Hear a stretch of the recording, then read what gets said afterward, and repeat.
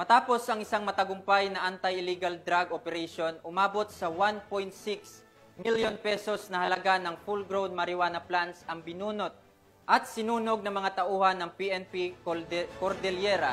Ang buong detalye ng report ay mula kay Patrolwoman Ronalyn Layaw. Sa mas pagpapaigting ng kapulisan ng Cordillera sa kanilang kampanya kontra ilegal na droga, binunot at sinunog ng mga operatiba ang mahigit 1.6 milyon halaga ng fully grown marijuana plants sa magkahiwalay na operasyon sa probinsya ng Kalinga at Benguet nito lamang ika-2 ng Nobyembre 2025. Matagumpay ang operasyon dahil sa pagtutulungan ng mga operatiba ng Kalinga Police Provincial Office at Benguet Police Provincial Office. Katuwang ang ibang unit ng pamahalaan na may layuning wakasan ang mga ilegal na droga.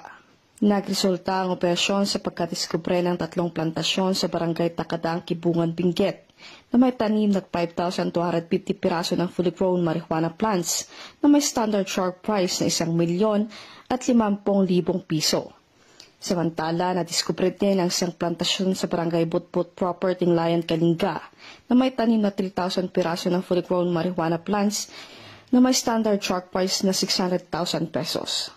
Bagamat walang nahuling cultivator, binunot at sinunog ng mga operatiba ang mga pinagpapawal na tanim sa mismong lugar, matapos makakuha ng sapat na sample upang isumite sa Regional Forensic Unit CAR para sa karagdagang pagsusuri. Ang matagumpay na operasyon ay patunay sa dedikasyon at determinasyon ng kapulisan ng Cordillera sa kanilang kampanya kontra ilegal na droga upang mapanatili ang kaayusan at kapayapaan ng komunidad tungo sa isang bagong Pilipinas. Mula dito sa Baguio City, ako po inyong PNN correspondent, Patrolwoman Layaw, alagad ng batas, tagataguyod ng balitang pulis.